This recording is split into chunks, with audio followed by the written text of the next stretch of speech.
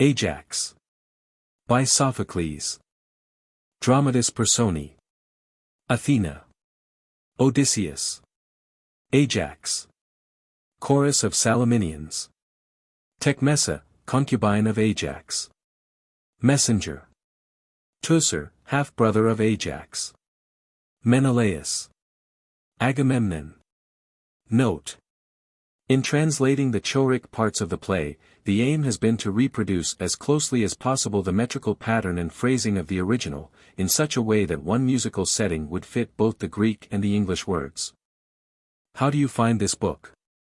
Any thoughts about the book or the author? Any suggestion for improvement? Please take a moment to share your thoughts in a comment. If you like it, share it with your friends who might enjoy it as well. Subscribe to keep in touch.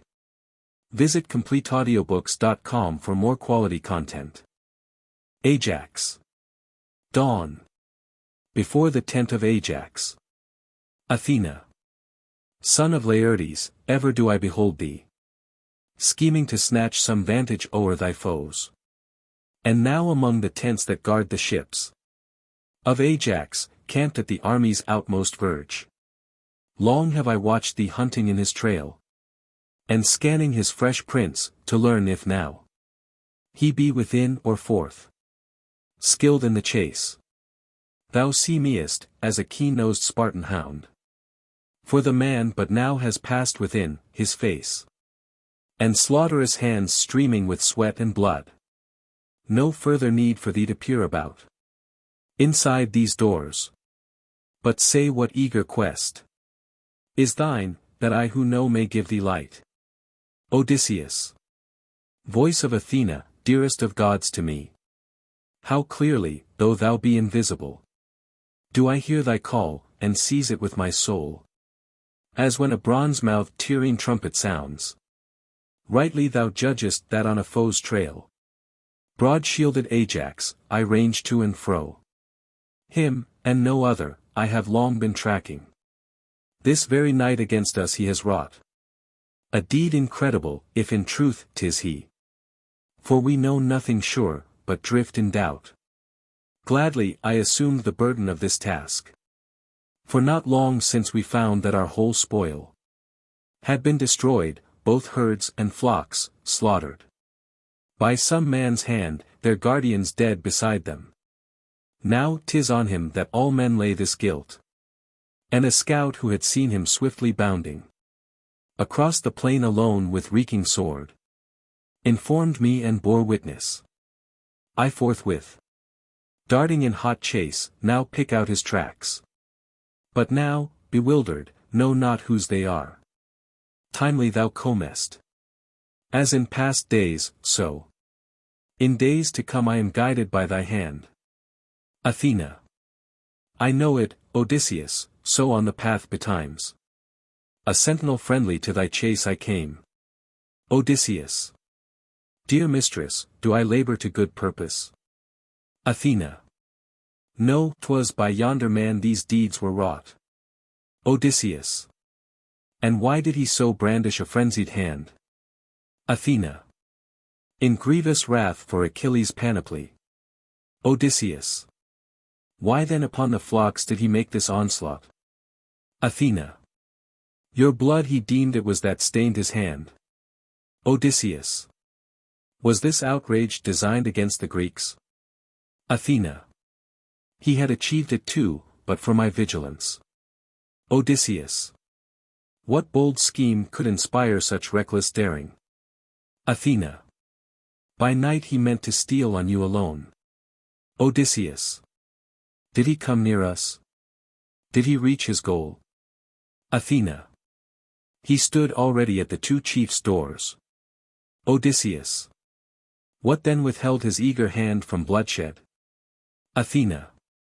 'Twas I restrained him, casting on his eyes mastering notions of that baneful ecstasy that turned his rage on flocks and mingled droves of booty yet unshared, guarded by herdsmen.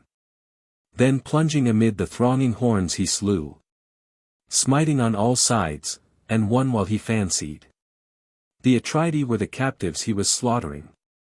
Now, 'twas some other chief on whom he fell. And I, while thus he raved in maniac throes, urged him on, drove him into the baleful toils. Thereafter, when he had wearied of such labors, he bound with thongs such oxen as yet lived, with all the sheep, and drove them to his tents, as though his spoil were men, not horned cattle. Now lashed together in the hut he tortures them. But to thee too will I expose this madness, that seeing thou mayst proclaim it to all the Greeks. Boldly await him here, nor apprehend mischance, for I will turn aside his eyes, foiling his vision lest he see thy face. Hearken, thou who art pinioning with cords the wrists of captives, hither, I bid thee, come.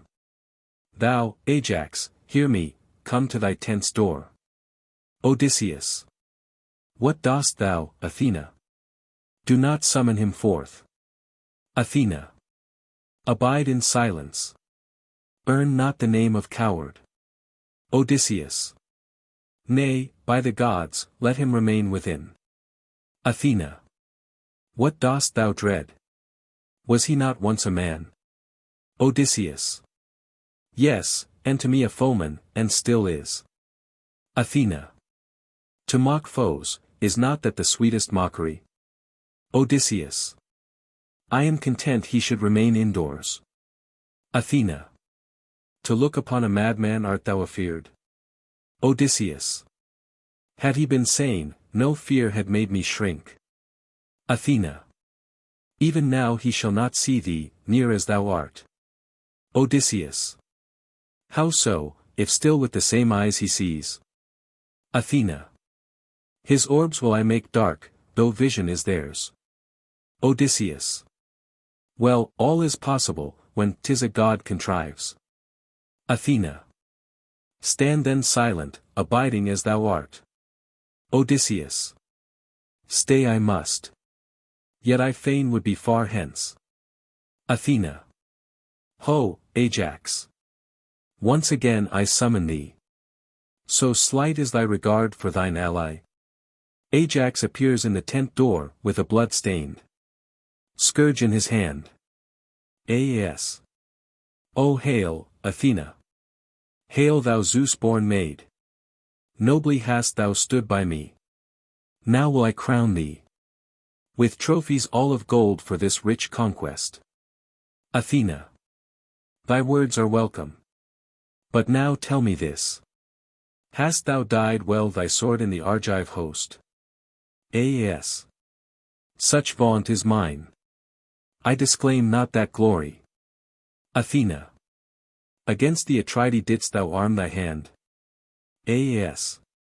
So that Ajax nevermore shall they insult. Athena. The men are dead, if rightly I take thy meaning.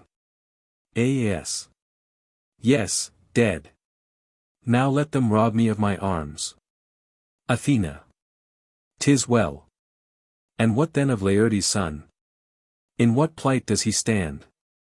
Or has he escaped thee? As. Wouldst thou know where is that accursed fox? Athena.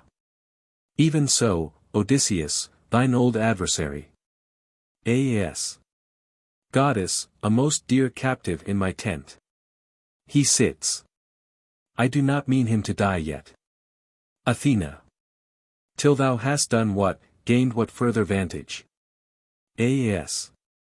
Till bound fast to a pillar beneath my roof. Athena. What evil wilt thou inflict on the poor wretch? As. His back the scourge must crimson ere he dies. Athena. Nay, do not torture so the wretched man. As. Athena, in all else will I do thy will. But his shall be no other doom than this. Athena. Thou then, since thy delight is to act thus, smite, spare not, abate not of thy intent. As. To my work I return, and thus I charge thee. As now, so always fight thou upon my side. Exit Ajax. Athena. Sayest thou, Odysseus, how great the strength of gods? Whom couldst thou find more prudent than this man? Or whom in act more valiant, when need called? Odysseus. I know none nobler, and I pity him. In his misery, albeit he is my foe. Since he is yoked fast to an evil doom. My own lot I regard no less than his. For I see well, not else are we but mere phantoms, all we that live, mere fleeting shadows. Athena. Warned therefore by his fate, never do thou thyself utter proud words against the gods. Nor swell with insolence, if thou shouldst vanquish some rival by main strength or by wealth's power. For a day can bring all mortal greatness low. And a day can lift it up. But the gods love the wise of heart, the froward they abhor. Exeunt Athena and Odysseus. Enter chorus of Salaminians. Chorus. Son of Telamon, lord of Salamis' isle. On its wave-washed throne mid the breaking sea. I rejoice when fair are thy fortunes. But weener thou art smitten by the stroke of Zeus. Or the vehement blame of the fear-stung Greeks. Then sore am I grieved, and for fear I quake. As a fluttering dove with a scared eye. Even so by rumor murmuring loud. Of the night late spent our ears are assailed. 'Tis a tale of shame, how thou on the plains, where the steeds roam wild, didst ruin the Danaan flocks and herds. Our spear-won booty as yet unshared. With bright sword smiting and slaughtering. Such now are the slanders Odysseus forges. And whispers abroad into all men's ears. Winning easy belief, so specious the tale. He is spreading against thee, and each new hearer rejoices more than he who told. Exulting in thy degradation. For the shaft that is aimed at the noble of soul smites home without fail, but whoe'er should accuse me of such misdeeds, no faith would he win. 'Tis the strong whom creeping jealousy strikes. Yet small men reft of help from the mighty can ill be trusted to guard their walls. Best prosper the lowly in league with the great. And the great have need to be served by the less. But none to the knowledge of such plain truths may lead minds witless and froward. Even such are the men who murmur against thee. And vainly without thine aid, O King, we strive to repel their accusing hate. For weener they are safe from the scorn of thy glance. They chatter and screech like birds in a flock. But smitten with dread of the powerful vulture. Doubtless at once, shouldst thou but appear. They will cower down dumbly in silence. Was it the toweric Olympian Artemis? Oh, the dread rumor of woe. Parent of my grievous shame. Who drove thee forth to slaughter the herds of the people? In wrath perchance for some unpaid for victory. Whether defrauded of glorious spoil, or offerings due for a stag that was slain. Or did the bronze-clad demon of battle, aggrieved on him who scorned the might of his succoring spear, plot revenge by nightly deception? Ne'er of itself had thy heart, son of Telamon, strayed into folly so far as to murder flocks and herds. Escape from heaven-sent madness is none, yet Apollo and Zeus avert these evil rumors of the Greeks. But should the story be false, these crafty slanders spread by the powerful kings, and by the child of the infamous Sisyphid line. No more, my master, thus in the tent by the sea. Hide thy countenance, earning an ill fame. Nay, but arise from thy seat, where'er so long wrapped in brooding pause from the battle thou hast lurked, arise. Heaven high kindle the flame of death. But the insolence of thy foes boldly thus wanders abroad in the wind-swept glens. Meanwhile all men mocking with venomous tongues taunt thee. But grief in my heart wanes not. Enter Tecmessa. Tecmessa. Liegemen of Ajax, ship companions. Ye children of earth-sprung erected race. Lamentation is now our portion, to whom dear is the far-off house of Telamon. Now that the stern and terrible Ajax lies whelmed by a storm of turbid wildering fury. Chorus to what evil change from the day's woe now has night given birth? Thou daughter of Phrygian Teleudas, speak. For a constant love has valiant Ajax borne thee, his spear-won prisoner bride. Then hide from us not that thou knowest, Tecmessa, how to utter a tale of unspeakable things. For disastrous as death is the hap you will hear. In the darkness of night madness has seized our glorious Ajax, he is ruined and lost. Hereof in the tent may proof be seen. Sword-slain victims in their own blood bathed, by his hand sacrificially slaughtered. Chorus. What tidings of the fiery warrior tellest thou? Not to be born, nor yet to be disputed. Rumored abroad by the chiefs of the Danaan host. Mightily still spreading and waxing. Woe's me! I dread the horror to come. Yea, to a public death doomed. Will he die, if in truth his be the hand that wielded the red sword that in frenzy hath slain the herds and mounted herdsmen? Tecmessa. Ah me! Thence was it, thence that he came to me, leading his captive flock from the pastures thereof. In the tent some did he slaughter, others hewed he asunder with slashing sword. Then he caught up amain 2 white-footed rams, sliced off from the one both the head and the tongue, and flings them away. But the other upright to a pillar he binds. Then seizing a heavy horse harnessing thong, he smites with the whistling doubled lash, uttering fierce taunts which an evil fiend no mere mortal could have taught him. Chorus. 'Tis time that now each with shamefully muffled head forth from the camp should creep with stealthy footsteps. Nay, on the ship let us muster, and benched at the oars, over the waves launch her in swift flight. Such angry threats sound in our ears hurled by the brother princes, the Atridae, and I quake, fearing a death by stoning, the dread portion of all who would share our hapless master's ruin. Tecmessa. Yet hope we, for ceased is the lightning's flash. His rage dies down like a fierce south wind. But now, grown sane, new misery is his. For on woe's self-wrought he gazes aghast, wherein no hand but his own had share. And with anguish his soul is afflicted. Chorus. Nay, if 'tis ceased, there is good cause to hope. Once 'tis past, of less moment is his frenzy. Tecmessa. And which, were the choice thine, wouldst thou prefer? To afflict thy friends and feel delight thyself? Or to share sorrow, grieving with their grief? Chorus. The twofold woe, lady, would be the greater. Tecmessa. Then we, though plagued no more, are undone now. Chorus.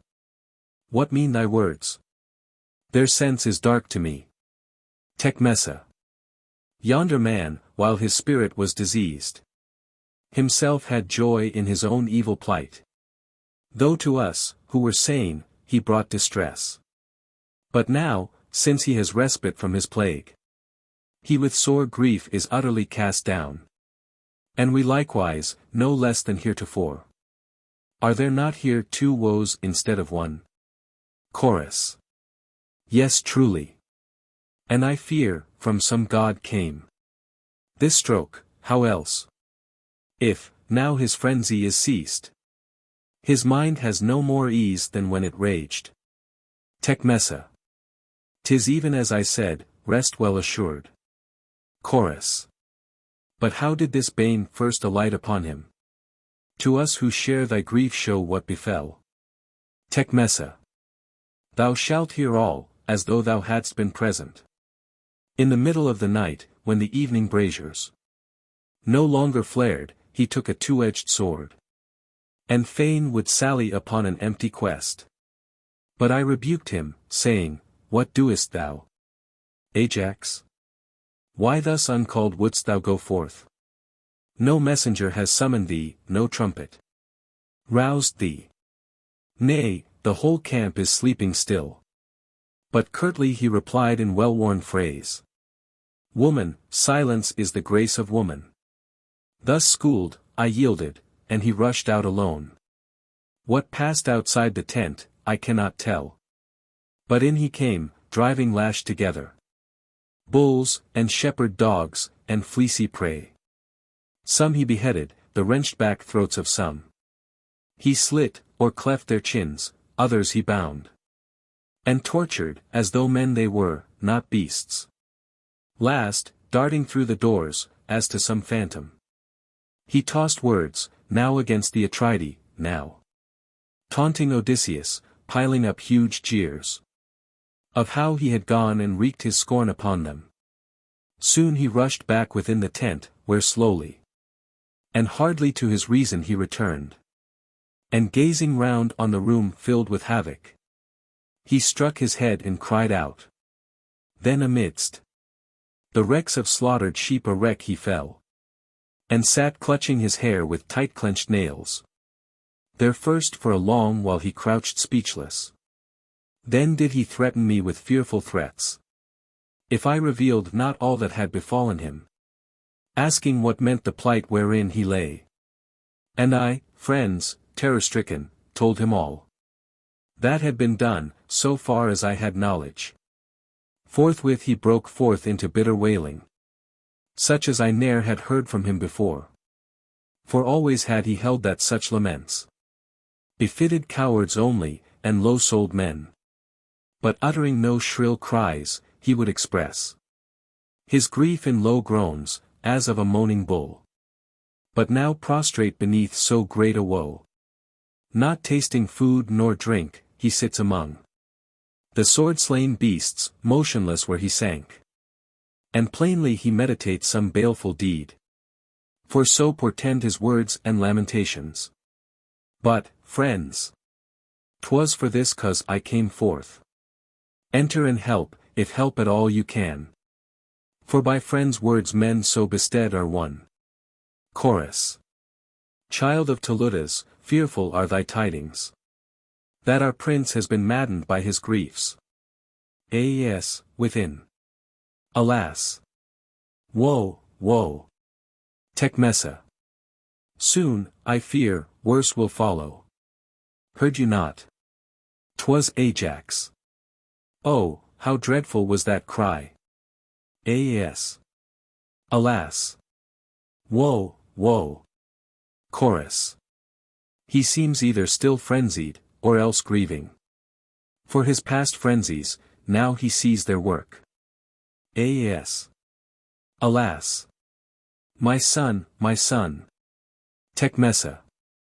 Woe's me! Eurysakes, 'tis for thee he calls. What can he purpose, where art thou, ah, woe! Aeneas. Teucer, come, where is Teucer? Will he never come back from cattle raiding, while I perish? Chorus. He seems in his right mind. But open the doors. Perhaps even the sight of me may sober him. She opens the doors. Ajax is revealed sitting among the slain beasts. Tecmessa. See, I have opened. You may now behold what he has done, and in what plight he lies. Aeneas. Alas! My shipmates and friends, you that alone to me loyal and true remain, of all friends alone. Behold how great a billow lately rising from the storm of blood surging around engulfs me. Chorus. Ah me, too true, it seems, was thy report. This sight reveals the work of no sane mind. Aeneas. Alas! My mates, skilled and tried in brave seamanship. Ye who embarking drove the wave-cleaving oar. In you alone I see a help and refuge from despair. Smite me, and spill my blood too. Chorus. Keep silence from dread words, nor curing ill. By ill, so swell the misery of this curse. Aeneas. Behold now the bold, the man stout of heart. Who ne'er shrank in fight against foes, behold. How I have spent my rage on beasts that feared no harm. Ah me, the mockery! To what shame am I brought low? Tecmessa. Ajax, my master, I entreat thee, speak not so. Aas. Away hence, I command thee. Take thyself elsewhere. Aai. Aai. Chorus. Oh, by the gods, we pray thee, yield to wisdom's voice. Aas.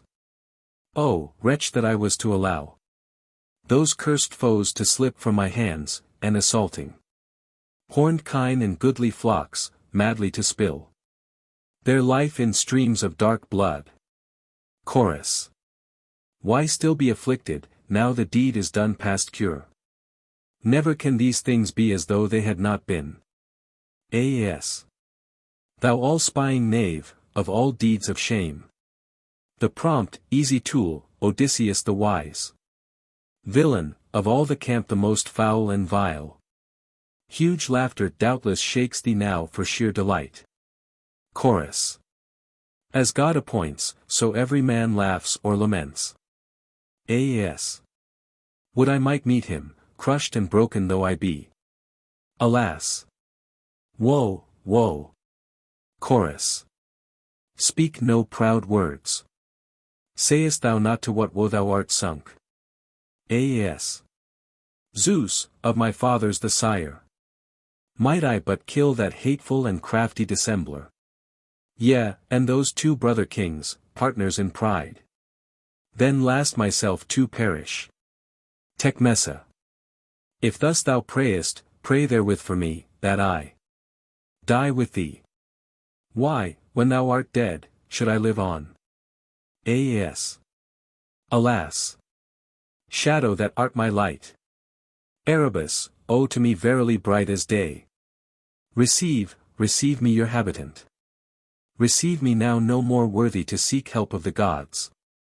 Nor any more from fellow mortal men to claim kindness. No, but she the strong Zeus-born deity miserably tortures me. Whither should I then flee?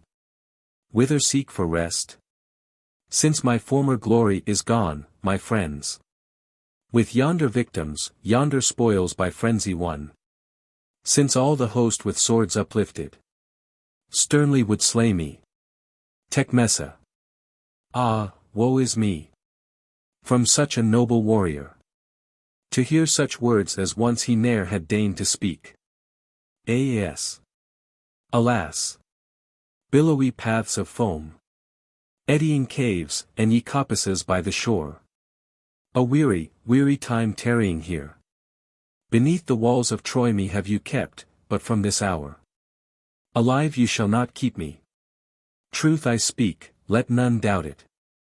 O Scamander's wave, stream whose neighboring flow oft have the Argives blessed. Never, never more me shall you behold.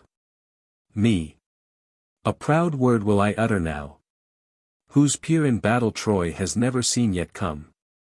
From Hellas' land, but now dishonored. Thus am I prostrate. Chorus. In truth I know not how to restrain thy speech, nor yet to suffer it, so grievous is thy couch of woe. Aas. Aai. Who ever would have thought my name would harmonize so aptly with my woes? For now well may I wail that sound out twice. Yea thrice, such woeful destinies are mine. Whose father from this land of Ida won fame's noblest guerdon over the whole host, and crowned with praises only sailed back home. But I, his son, who to the selfsame Troy came after him, in might no less than he, nor rendering meaner service by my deeds, dishonored by the Argives perish thus. Yet this methinks I know for truth, were now Achilles living and called on to adjudge, as the award of valor his own arms, no man's hand would have grasped them before mine. But now the Atridae to a scheming knave have dealt them, thrusting by my valiant deeds. And if these eyes, these wits had not in frenzy Swerved from my purpose, never would they thus pervert judgment against another man. But the irresistible fierce-eyed goddess, even as I was arming my right hand to slay them, foiled me, smiting me with a maddening plague, so that I stained my hand butchering these cattle. Thus my foes mock me, escaped beyond my reach, through no goodwill of mine, but if a god thwart vengeance, even the base may escape the nobler. And what should I now do, who manifestly to heaven am hateful, whom the Greeks abhor, whom every Trojan hates, and this whole land? Shall I desert the beached ships, and abandoning the Atridae, sail home o'er the Aegean Sea?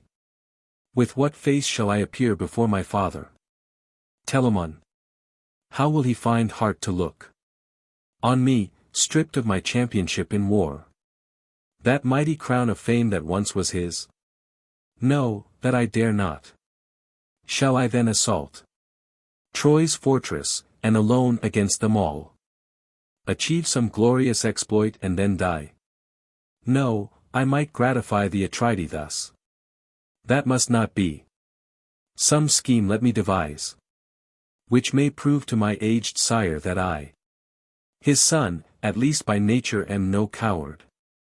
For 'tis base for a man to crave long life, who endures never-varying misery. What joy can be in day that follows day, bringing us close then snatching us from death?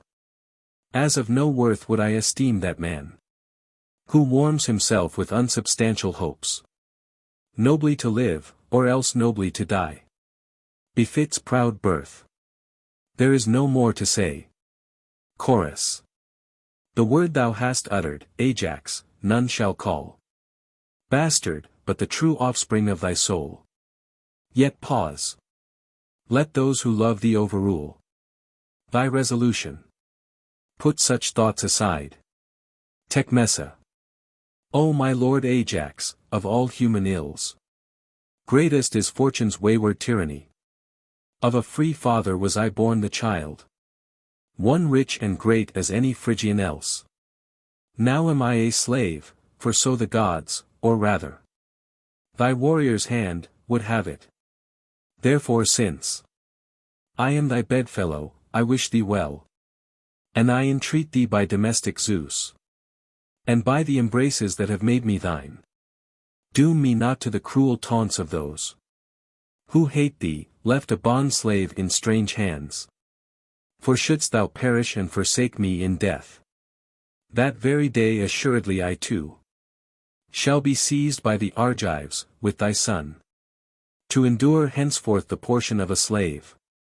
Then one of my new masters with barbed words shall wound me scoffing, see the concubine of Ajax, who was mightiest of the host. What servile tasks are hers who lived so daintily? Thus will men speak, embittering my hard lot. But words of shame for thee and for thy race. Nay, piety forbid thee to forsake thy father in his drear old age, thy mother with her sad weight of years, who many a time praise to the gods that thou come home alive. And pity, king, thy son, who without thee, to foster his youth, must live the orphaned ward of loveless guardians. Think how great a sorrow, dying thou wilt bequeath to him and me. For I have nothing left to look to more, save thee. By thy spear was my country ravaged, and by another stroke did fate lay low my mother and my sire to dwell with Hades. Without thee then what fatherland were mine? What wealth? On thee alone rests all my hope. Oh, take thought for me too. Do we not owe remembrance, where we have met with any joy? For kindness begets kindness evermore. But he who from whose mind fades the memory of benefits, noble is he no more. Chorus. Ajax, would that thy soul would feel compassion, as mine does. So wouldst thou approve her words. Yes. Verily my approval shall she win, if only she find heart to do my bidding. Tecmessa. Dear Ajax, in all things will I obey. Ajax. Then bring me here my son, for I would see him. Tecmessa. Nay, but I sent him from me in my fears. As. During my late affliction, is that thy meaning? Tecmessa. Lest by ill chance he should meet thee and so perish. As. Yes, that would have been worthy of my fate. Tecmessa. That at least I was watchful to avert. As. I praise thine act and the foresight thou hast shown. Tecmessa. Since that is so, what shall I do to serve thee? As. Let me speak to him and behold his face. Tecmessa. He is close by in the attendant's charge. As. Why is his coming then so long delayed? Tecmessa. My son, thy father calls thee. Bring him thither. Whichever of you is guiding the child's steps. As. Is the man coming? Has he heard thy call? Tecmessa. See, he is here already with the child. Enter attendant with Eurysacs. As. Lift him up, lift him hither. He will not shrink. In terror at sight of yonder new spilt blood. If he be rightly mine, his father's son. Early must he be broken to his sires. Stern rugged code, and grow like-natured with him.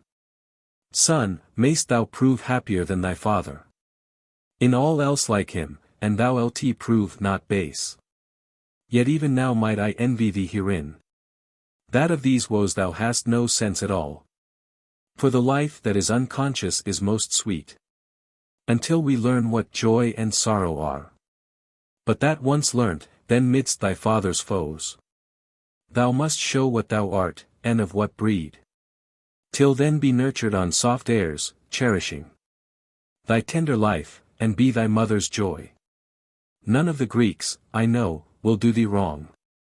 With cruel outrage, even though I be gone. So trusty a guardian will I leave thee, Teucer. Who will not stint his loving care, though now he is gone far away, in chase of foes. But you, my warriors, comrades in seafaring. On you too I impose this task of love. And fail not to announce my will to Teucer. That to my home he take the child and show him. To Telamon and my mother Areboia. That henceforth he may comfort their old age. And charge him that no game steward make my arms a prize for the Greeks, nor he who ruined me. But this take thou, my son Eurysacs. Hold it and wield it by its firm stitched thong. This sevenfold spear-proof shield, whence comes thy name? But else with me my arms shall be interred. Come, take the child hence quickly, and bolt the doors. And let there be no weeping and lamenting. Before the hut. Women love tears too well. Close quickly. It is not for a skillful leech to drone charms o'er a wound that craves the knife. Chorus. I am fearful, listening to this eager mood. The sharp edge of thy tongue, I like it not. Tecmessa. O my lord Ajax, what art thou purposing? As. Question me not. To be discreet is best. Tecmessa. Ah me, heavy is my heart. Now by thy child. By the gods, I entreat, forsake us not. As. Vex me no further. Knowst thou not that I to the gods owe no duty any more? Tecmessa. Utter no proud words. As. Speak to those who listen. Tecmessa. Wilt thou not heed? As.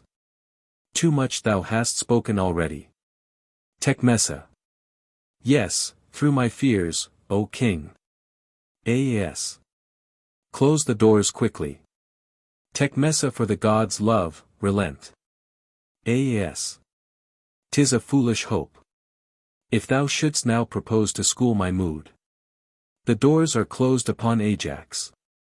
Exit Tecmessa. With Eurysacs. Chorus. O famed Salamis, thou amidst breaking surges abidest ever. Blissful, a joy to the eyes of all men.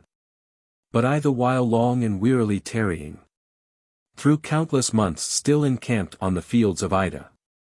In misery here have made my couch, by time broken and worn, in dread waiting the hour, when I shall enter at last the terrible shadow abode of Hades. Now dismays me a new despair, this incurable frenzy, woe, ah! Woe's me, cast by the gods on Ajax, whom thou of old sentest forth from thy shores, a strong and valiant chief, but now, to his friends a sore grief. Devouring his lonely heart he sits. His once glorious deeds are now fallen and scorned. Fallen to death without love from the loveless and pitiless sons of Atreus. His mother, 'tis most like, burdened with many days, and whitened with old age, when she shall hear how frenzy has smitten his soul to ruin. Ailenon, Ailenon, will break forth her despair, not as the nightingale's plaintive, tender lament, no, but in passion's wailing, shrill-toned cries, and with fury strokes, wildly smiting her bosom. In grief's anguish her hands will rend her grey locks. Yea, better hell should hide one who is sick in soul, though there be none than he sprung from a nobler lineage of the war-weary Greeks, yet strayed from his inbred mood. Now amidst alien thoughts dwells he a stranger. Hapless father! Alas, bitter the tale that waits thee, thy son's grievous affliction.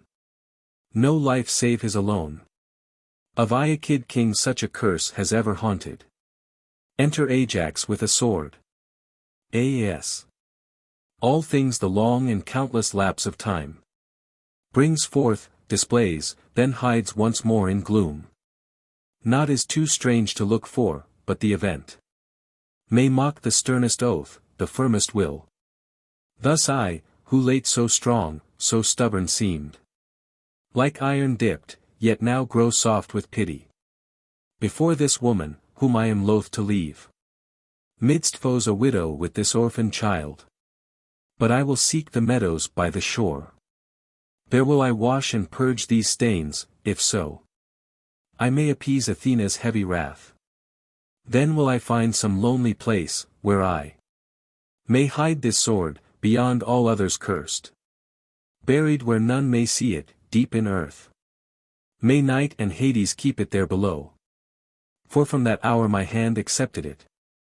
The gift of Hector, deadliest of my foes. Not from the Greeks towards me hath sped well. So now I find that ancient proverb true. Foes' gifts are no gifts, profit bring they none. Therefore henceforth I study to obey the gods, and reverence the sons of Atreus. Our rulers are they, we must yield. How else? For to authority yield all things most dread and mighty. Thus must winter's snowy feet give place to summer with her wealth of fruits. And from her weary round doth night withdraw, that day's white steeds may kindle heaven with light. After fierce tempest calm will ever lull the moaning sea. And sleep, that masters all, binds life awhile, yet loosens soon the bond. And who am I that I should not learn wisdom? Of all men I, whom proof hath taught of late. How so far only should we hate our foes, as though we soon might love them, and so far do a friend service, as to one most like some day to prove our foe. Since oftenest men in friendship but a faithless haven find. Thus well am I resolved. Thou, woman, pass within, and pray the gods that all things so may be accomplished as my heart desires. And you, friends, heed my wishes as she doth. And when he comes, bid Teucer he must guard my rights at need, and withal stand your friend. For now I go whither I needs must pass. Do as I bid. Soon haply you shall hear. With me, for all this misery, 'tis most well. Exit. Chorus. I thrill with rapture, flutter on wings of ecstasy. Io, Io. Pan, Pan. O Pan, Pan. From the stony ridge, snow-bestrewn of Cylleni's height, appear roving across the waters. O dance-ordering King of gods, that thou mayst join me in flinging free fancy measures of Nyssa and of Knossos. Yea, for the dance I now am eager. And over the far Icarian billows come, King Apollo. From Delos in haste, come thou. Thy kindly power here in our midst revealing. Ares hath lifted horror and anguish from our eyes. Io, Io. Now again. Now, Zeus, can the bright and blithe glory of happier days return to our swift voyaging ships, for now hath Ajax wholly forgot his grief, and all rites due to the gods he now fain would meetly perform with loyal worship. Mighty is time to dwindle all things. Not what I call too strange for belief, when Ajax thus beyond hope hath learnt to repent his proud feuds, and lay aside anger against the Atridae. Enter messenger. Messenger. My friends, these tidings I would tell you first. Teucer is present, from the Mysian heights, but now returned, and in the central camp. By all the Greeks at once is being reviled. As he drew near they knew him from afar. Then gathering around him one and all, with taunts assailed him from this side and that, calling him kinsman of that maniac, that plotter against the host, saying that naught should save him. Stoned and mangled he must die. And so they had come to such a pitch that swords, plucked from their sheaths, stood naked in men's hands. Yet when the strife ran highest, it was stayed by words from the elders and so reconciled. But where is Ajax? I must speak with him. He whom it most concerns must be told all.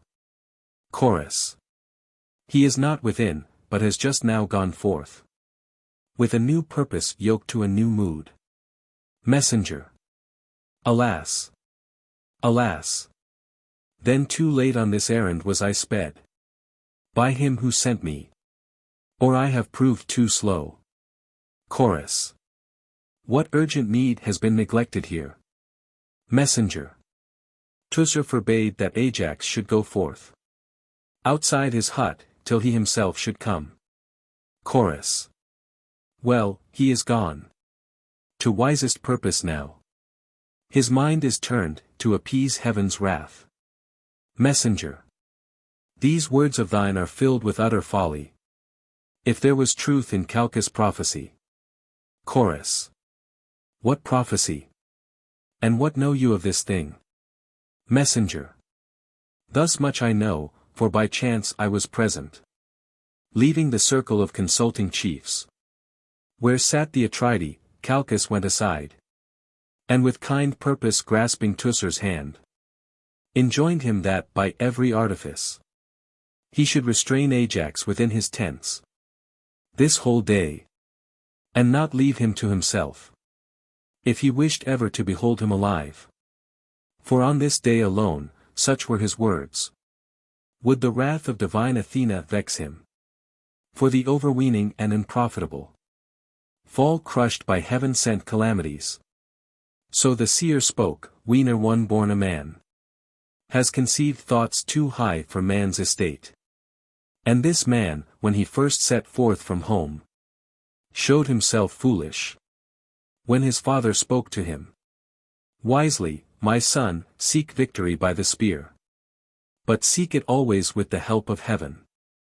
Then boastfully and witlessly he answered, Father, with heaven's help a mere man of naught might win victory, but I, albeit without their aid, trust to achieve a victor's glory. Such was his proud vaunt. Then a second time, answering divine Athena, when she urged him to turn a slaughterous hand upon his foes, he gave voice to this dire, blasphemous boast.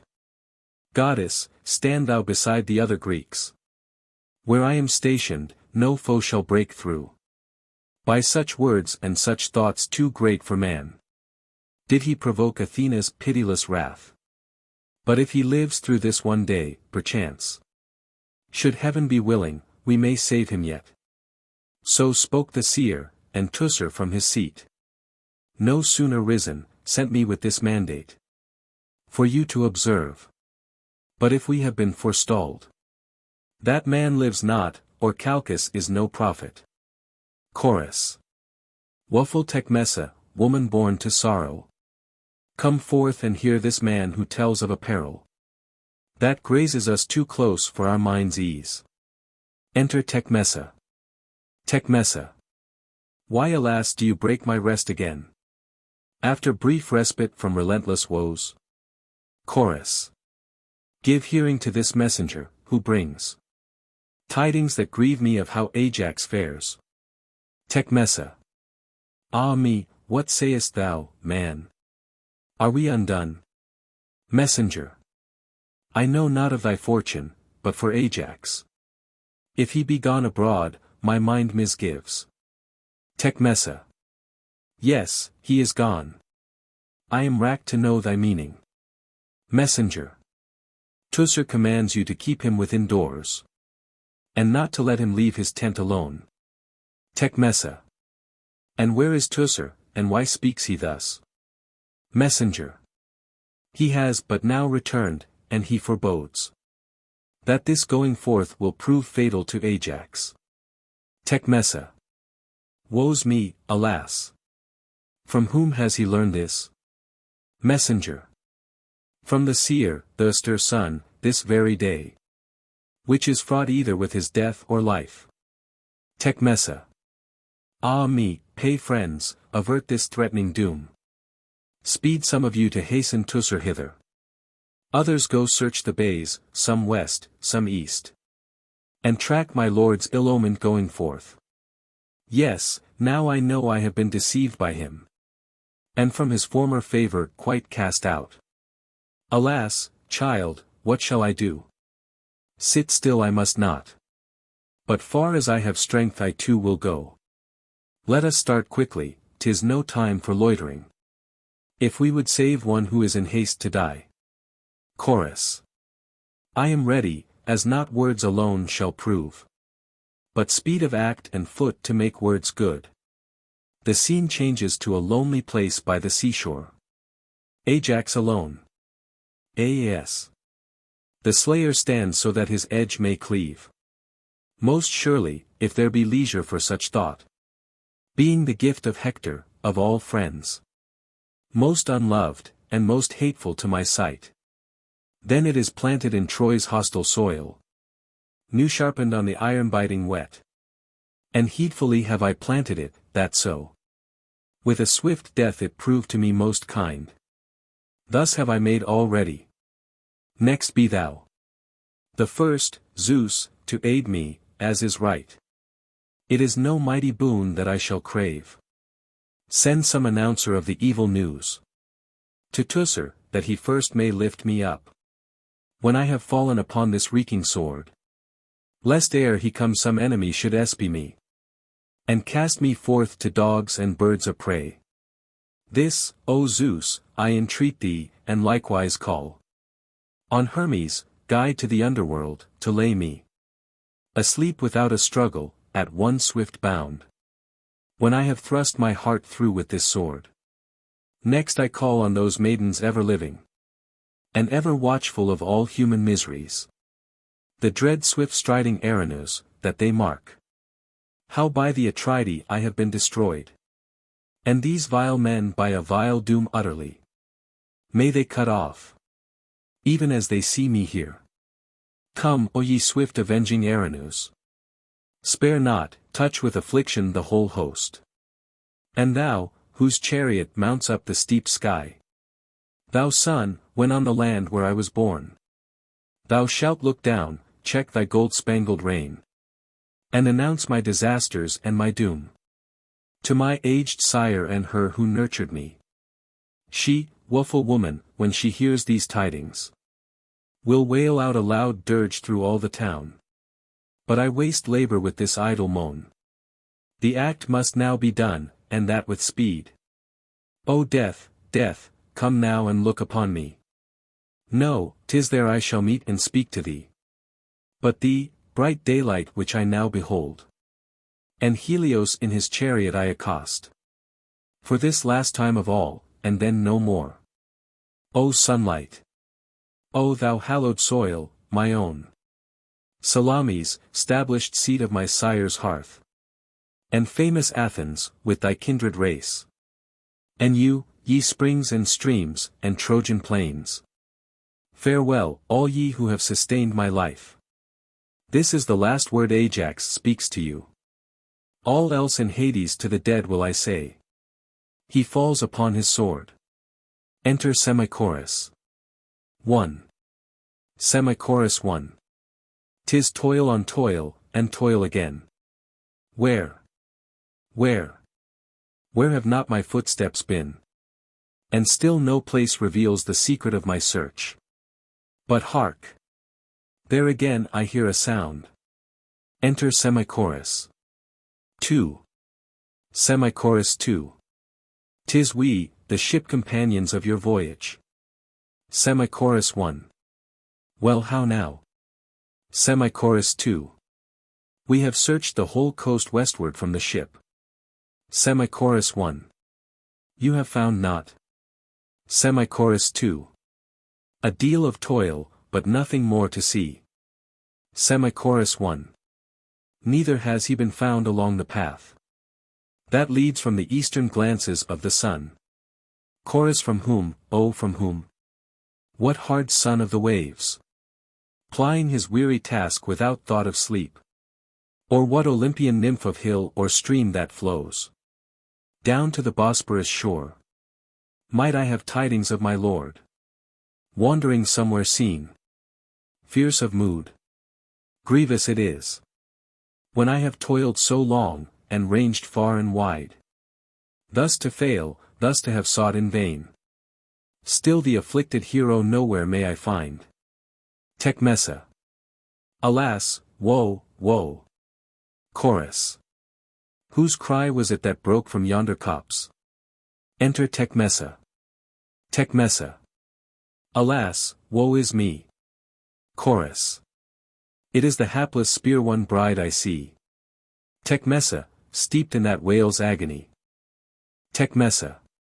I am lost, destroyed, made desolate, my friends. Chorus. What is it? Speak. Tecmessa. Ajax, our master, newly slaughtered lies. Yonder, a hidden sword sheathed in his body. Chorus. Woe for my lost hopes of home. Woe's me, thou hast slain me, my king. Me thy shipmate, hapless man. Waffle-souled woman too. Tecmessa.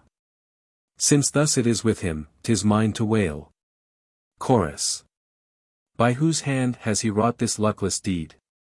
Tecmessa. By his own hand, 'tis evident. This sword, whereon he fell, planted in earth, convicts him. Chorus. Woe for my blind folly. Lone in thy blood thou liest, from friends' help afar. And I the wholly witless, the all unwary, forbore to watch thee.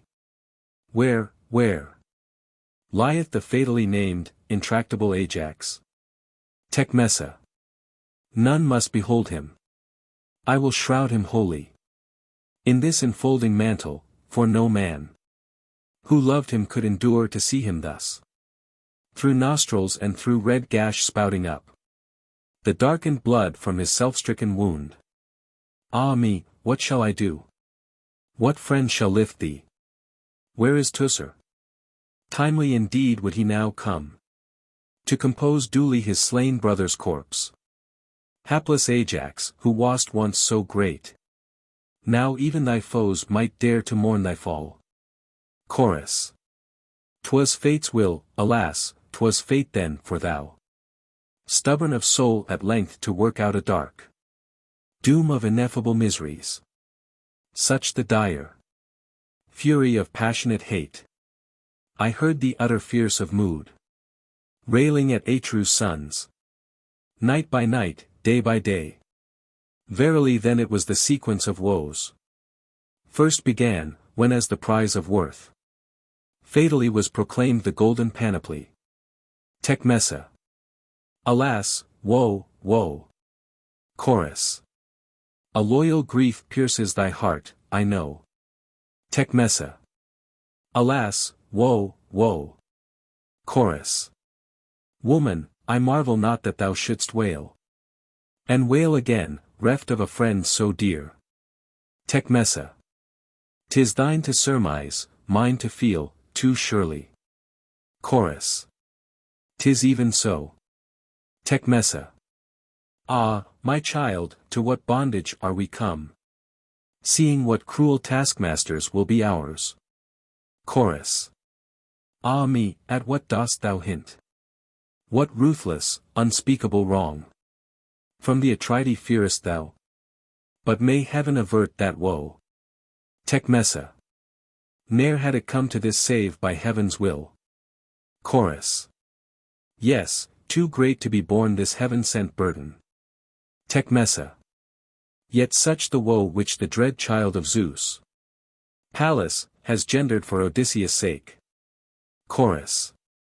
Doubtless the much-enduring hero in his dark spy's soul exults mockingly, and laughs with mighty laughter at these agonies of a frenzied spirit. Shame! Shame! Sharers in glee at the tale are the royal Atridae. Tecmessa. Well, let them mock and glory in his ruin. Perchance, though while he lived they wished not for him, they yet shall wail him dead, when the spear fails them. Men of ill judgment oft ignore the good that lies within their hands, till they have lost it. More to their grief he died than to their joy, and to his own content. All his desire he now has won, that death for which he longed. Why then should they deride him? 'Tis the gods must answer for his death, not these men, no. Then let Odysseus mock him with empty taunts. Ajax is no more with them, but has gone, leaving to me despair and lamentation. Teucer. Alas, woe, woe. Chorus. Keep silence.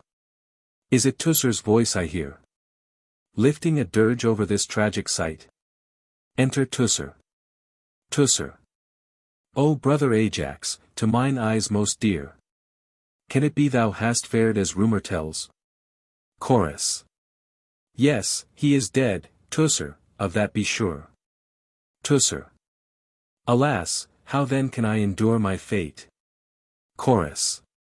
Since thus it is. Teucer. O wretched, wretched me. Chorus.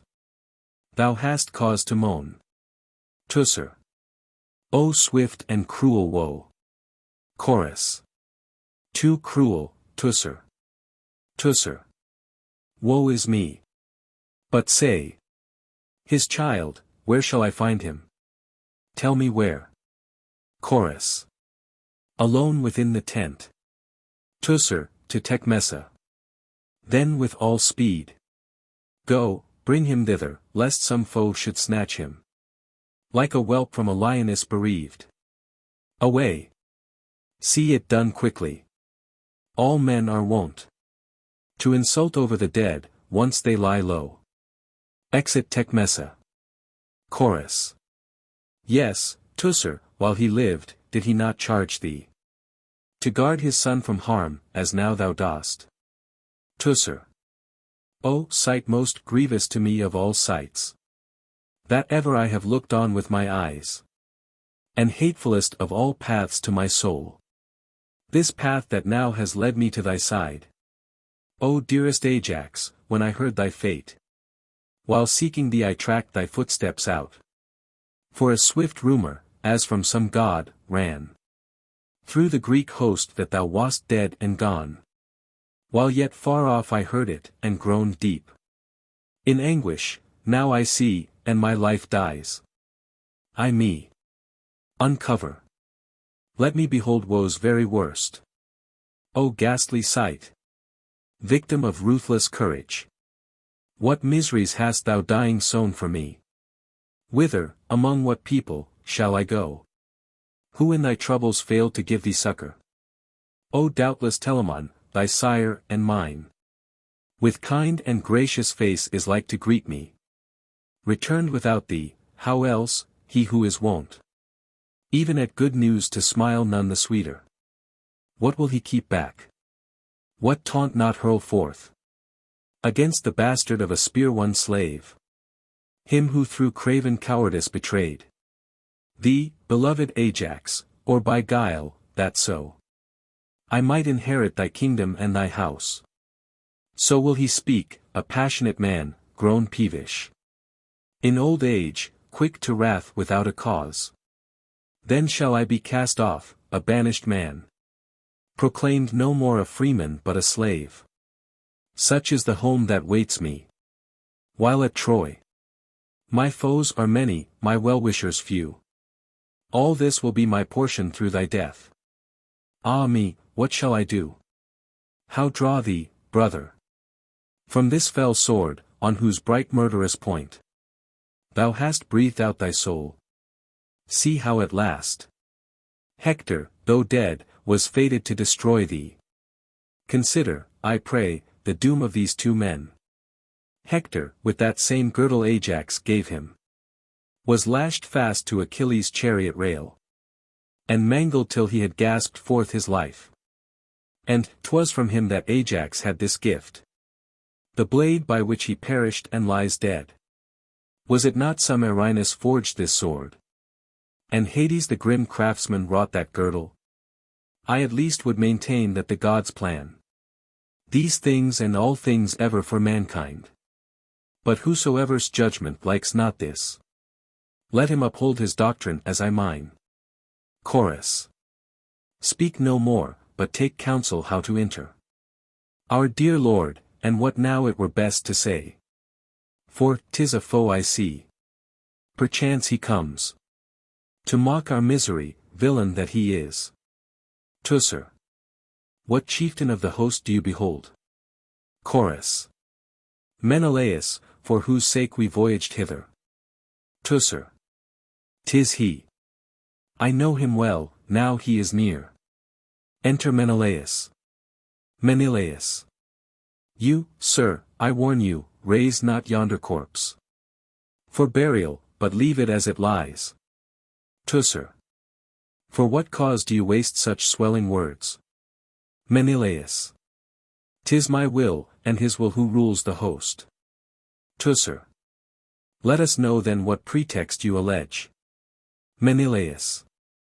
We hoped that we had brought this man from home to be a friend and champion for the Greeks.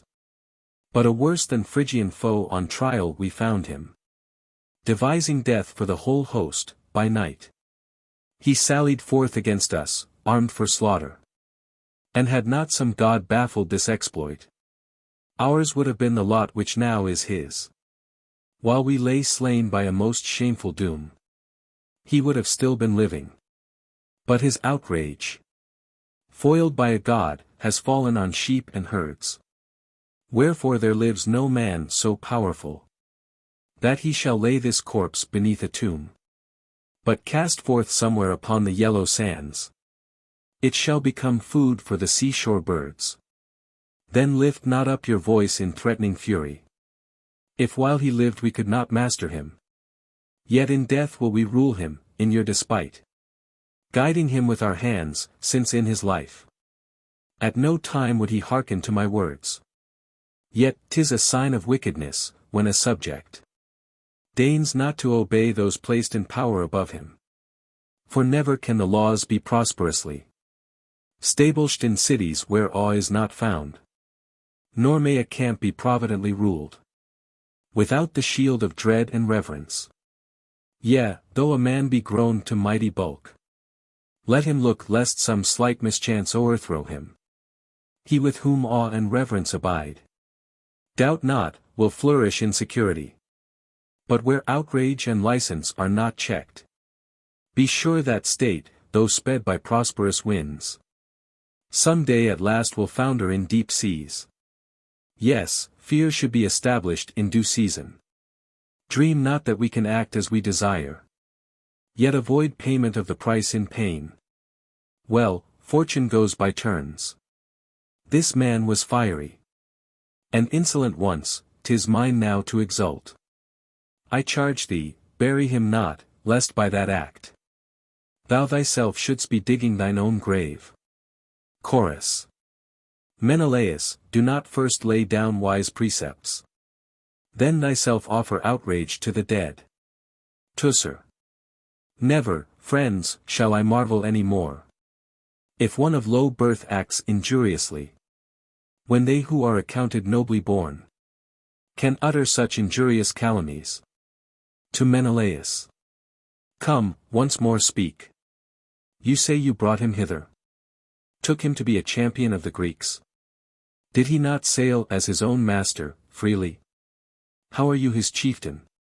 How have you the right to lord it o'er the folk he brought from home? As Sparta's lord you came, not as our master. In no way was it your prerogative to rule him, any more than he could you. As vassal of others you sailed hither, not as captain of us all, still less of Ajax. Go, rule those whom you may rule, chastise them with proud words. But this man, though you forbid me, I, and your fellow captain, by just right, will I lay in his grave, scorning your threats. It was not for the sake of your lost wife he came to Troy, like your toil-broken serfs, but for the sake of oaths that he had sworn. Not for yours. What cared he for nobodies? Then come again and bring more heralds hither, and the captain of the host. For such as you, I would not turn my head, for all your bluster. Chorus. Such speech I like not either, in peril's midst. For harsh words rankle, be they ne'er so just. Menelaus. This bowman, it seems, has pride enough to spare. Teucer. Yes, 'tis no mean craft I have made my own. Menelaus. How big would be your boasts, had you a shield? Teucer. Shieldless, I would outmatch you panoplied. Menelaus. How terrible a courage dwells within your tongue. Teucer. He may be bold of heart whose side right favors. Menelaus. Is it right that my assassin should be honored? Teucer. Assassin? How strange, if, though slain, you live. Menelaus. Heaven save me, I was slain in his intent. Teucer. Do not dishonor then the gods who saved you. Menelaus. What, I rebel against the laws of heaven. Teucer. Yes, if you come to rob the dead of burial. Menelaus. My own foes. How could I endure such wrong? Teucer. Did Ajax ever confront you as your foe? Menelaus. He loathed me, and I him, as well you know. Teucer. Because to defraud him you intrigued for votes. Menelaus. It was the judges cast him, and not I. Teucer. Much secret villainy you could make seem fair. Menelaus. That saying will bring someone into trouble. Teucer. Not greater trouble than we mean to inflict. Menelaus. My one last word, this man must not have burial. Teucer. Then hear my answer, burial he shall have. Menelaus. Once did I see a fellow bold of tongue, who had urged a crew to sail in time of storm. Yet no voice had you found in him, when winds began to blow. But hidden beneath his cloak, the mariners might trample on him at will. And so with you and your fierce railleries. Perchance a great storm, though from a little cloud, its breath proceed, shall quench your blatant outcry. Teucer. And I once saw a fellow filled with folly, who gloried scornfully in his neighbor's woes. So it came to pass that someone like myself, and of like mood, beholding him spoke thus. Man, act not wickedly towards the dead. Or, if thou dost, be sure that thou wilt rue it. Thus did he monish that infatuate man. And lo! Yonder I see him, and as I think, he is none else but thou. Do I speak riddles? Menelaus. I go. It were disgrace should any know. I had fallen to chiding where I might chastise. Teucer. Begone then. For to me 'twere worse disgrace, that I should listen to a fool's idle blustering. Exit Menelaus. Chorus. Soon mighty and fell will the strife be begun. But speedily now, Teucer, I pray thee, seek some fit place for his hollow grave, which men's memories evermore shall praise, as he lies there mouldering at rest. Enter Tecmessa with Eurysaces. Teucer. Look yonder, where the child and wife of Ajax are hastening hither in good time to tend the funeral rites of his unhappy corpse. My child, come hither. Stand near and lay thy hand as a suppliant on thy father who begot thee, and kneel imploringly with locks of hair held in thy hand, mine, and hers, and last thine, the suppliant's treasure. But if any Greek by violence should tear thee from this corpse, for that crime from the land may he be cast unburied, and his whole race from the root cut off, even as I sever this lock. There, take it, boy, and keep it. Let none seek to move thee, but still kneel there and cling fast. And you, like men, no women, by his side, stand and defend him till I come again, when I have dug his grave, though all forbid. Exit Teucer. Chorus. When will this agony draw to a close? When will it cease, the last of our years of exile? Years that bring me labor accursed of hurtling spears. Woe that hath no respite or end, but widespread over the plains of Troy. Work sorrow and shame for Hellas' sons. Would he had vanished away from the earth, wrapped to the skies, or sunk to devouring Hades. He who first revealed to the Greeks the use of arms, leagued in fierce confederate war. Ah, toils eternally breeding toils. Yea, he was the fiend who wrought man's ruin. The wretch accursed, what were his gifts? Neither the glad, festival wreath, nor the divine, mirth-giving wine-cup. No music of flutes, soothing and sweet. Slumber by night, blissful and calm. None he bequeathed us. And love's joys, alas! Love did he banish from me. Here couching alone neglected, with hair by unceasing dews drenched evermore, we curse thy shores, O cruel Ilium. Erewhile against terror by night, javelin or sword, firm was our trust. He was our shield, valiant Ajax. But now a malign demon of fate claims him. Alas! When again shall joy befall me? Oh, once more to stand, where on the wooded headland the ocean is breaking, under the shadow of Sunium's height. Thence could I greet from far the divine city of Athens. Enter Teucer, followed by Agamemnon. Teucer. In haste I come, for the captain of the host. Agamemnon, I have seen hurrying hither. To a perverse tongue now will he give rein. Agamemnon. Is it you, they tell me, have dared to stretch your lips in savage raillery against us, unpunished? 'Tis you I mean, the captive woman's son. Verily of well-born mother had you been bred. Superb have been your boasts and high your strut. Since you, being not, have championed one who is not, vowing that no authority is ours, by sea or land to rule the Greeks or you. Are not these monstrous taunts to hear from slaves? What was this man whose praise you vaunt so loudly? Whither went he, or where stood he, where I was not? Among the Greeks are there no men but he? In evil hour, it seems, did we proclaim the contest for Achilles' panoply.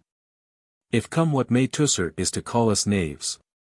And if you never will consent, though worsted, to accept the award that seemed just to most judges, but either must keep pelting us with foul words, or stab us craftily in your rage at losing. Where such discords are customary, never could any law be stablished and maintained. If we should thrust the rightful winners by, and bring the rearmost to the foremost place. But such wrong must be checked. 'Tis not the big, broad-shouldered men on whom we most rely. No, 'tis the wise who are masters everywhere. An ox, however large of rib, may yet be kept straight on the road by a little whip. And this corrective, I perceive, will soon descend on you, unless you acquire some wisdom. Who, though this man is dead, a mere shade now, can wag your insolent lips so freely and boldly?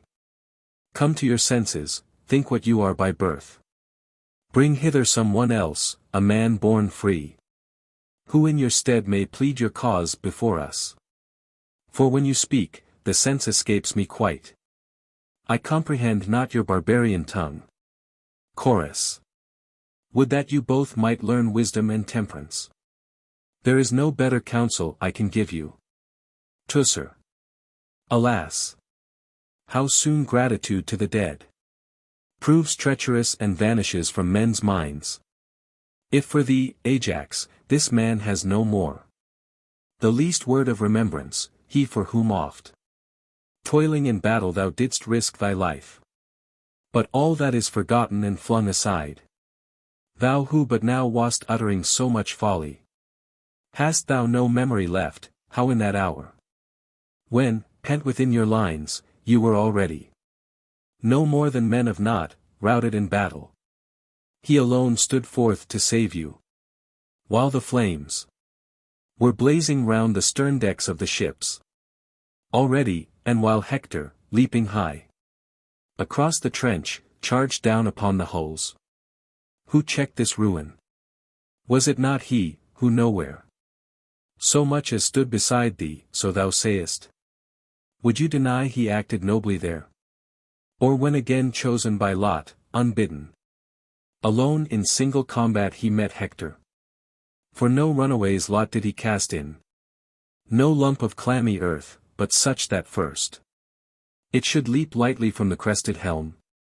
His were these exploits, and beside him stood I, the slave, the barbarian mother's son. Wretch, with what face can you fling forth such taunts? Know you not that of old your father's father was Pelops, a barbarian, and a Phrygian? That your sire Atreus set before his brother a feast most impious of his own children's flesh? And from a Cretan mother you were born, whom when her father found her with a paramour, he doomed her for dumb fishes to devour. Being such, do you reproach me with my lineage? Telamon is the father who begot me, who, as the foremost champion of the Greeks, won as his bride my mother, a princess. By birth, Laomedon's daughter, a chosen spoil. She had been given him by Alcmena's son. Thus of two noble parents nobly born. How should I shame one of my blood, whom now, laid low by such calamity, you would thrust unburied forth, and feel no shame to say it? But of this be sure, wheresoever you may cast him, us three also with him will you cast forth. For it beseems me in his cause to die, in sight of all, rather than for the sake of your wife, or your brothers should I say. Look then not to my interest, but your own. For if you assail me, you shall soon wish rather to have been a coward than too bold against me. Enter Odysseus. Chorus. In good time. King Odysseus, hast thou come? If 'tis thy purpose not to embroil but reconcile. Odysseus. What is it, friends? Far off I heard high words from the Atridae over this hero's corpse. Agamemnon. Royal Odysseus, but now from this man we have been listening to most shameful taunts. Odysseus. How shameful? I could find excuse for one who, when reviled, retorts with bitter words. Agamemnon. Yes, I repaid his vile deeds with reviling. Odysseus. What has he done thee whereby thou art wronged? Agamemnon. He says he will not leave yon corpse unhonored by sepulture, but will bury it in my spite. Odysseus. May now a friend speak out the truth, yet still as ever ply his or in stroke with thine. Agamemnon. Speak, I should be witless else, for thee. Of all the Greeks I count the greatest friend. Odysseus. Then listen. For the gods' sake venture not thus ruthlessly to cast forth this man unburied. And in no wise let violence compel thee to such deep hate that thou shouldst tread down justice. Once for me too this man was my worst foe. From that hour when I won Achilles' arms. Yet, though he was such towards me, I would not so repay him with dishonor as to deny that of all Greeks who came to Troy, no hero so valiant save Achilles have I seen. So it is not just thou shouldst dishonor him. Not him wouldst thou be wronging, but the laws of heaven. It is not righteousness to outrage a brave man dead, not even though thou hate him. Agamemnon. Thou, Odysseus, champion him thus against me? Odysseus. Yes. But I hated him while hate was honorable. Agamemnon. Shouldst thou not also trample on him when dead? Odysseus. Atrides, glory not in dishonoring triumphs. Agamemnon. 'Tis hard for a king to act with piety. Odysseus. Yet not hard to respect a friend's wise counsel. Agamemnon. A good man should obey those who bear rule. Odysseus. Relent. 'Tis no defeat to yield to friends. Agamemnon. Reflect who it is to whom thou dost this grace. Odysseus. This man was once my foe, yet was he noble. Agamemnon.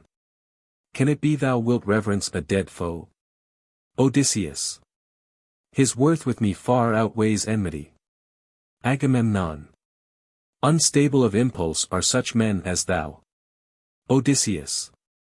Many are friends now and hereafter foes. Agamemnon. Do you then praise such friends as worth the winning? Odysseus. I am not wont to praise a stubborn soul. Agamemnon. Cowards you would have us show ourselves this day. Odysseus. Not so, but just men before all the Greeks. Agamemnon. You bid me then permit these funeral rites? Odysseus. Even so, for I myself shall come to this. Agamemnon. Alike in all things each works for himself. Odysseus. And for whom should I work, if not myself? Agamemnon. Let it be known then as your doing, not mine. Odysseus. So be it. At least you will have acted nobly. Agamemnon. Nay, but of this be certain, that to thee willingly would I grant a greater boon. Yet he, in that world as in this, shall be most hateful to me. But act as you deem fit. Exit Agamemnon. Chorus. After such proof, Odysseus, a fool only, could say that inborn wisdom was not thine. Odysseus. Let Teucer know that I shall be henceforth his friend, no less than I was once his foe. And I will join in burying this dead man, and share in all due rites, omitting none, which mortal men to noblest heroes owe. Teucer. Noble Odysseus, for thy words I praise thee. Without stint. Wholly hast thou belied my fears.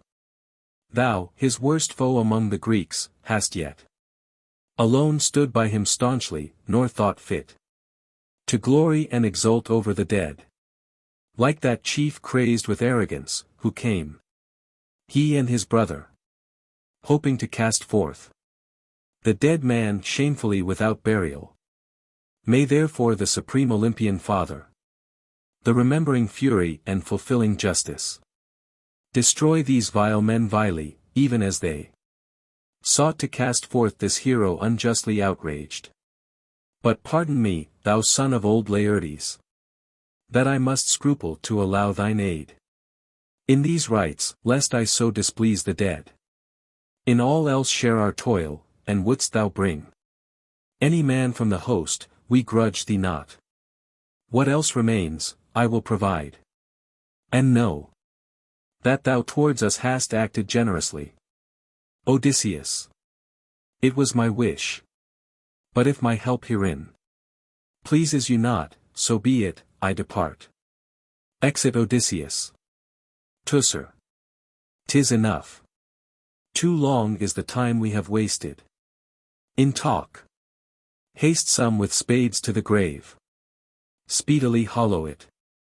Some set the cauldron on high amid wreathing flames ready filled for pious ablution. Then a third band go, fetch forth from the tent all the armor he once wore under his shield.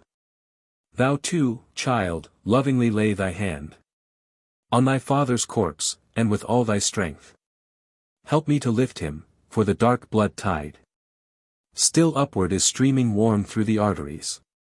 All then who openly now would appear friends to the dead, come, hasten forwards. To our valiant Lord this labor is due. We have served none nobler among men.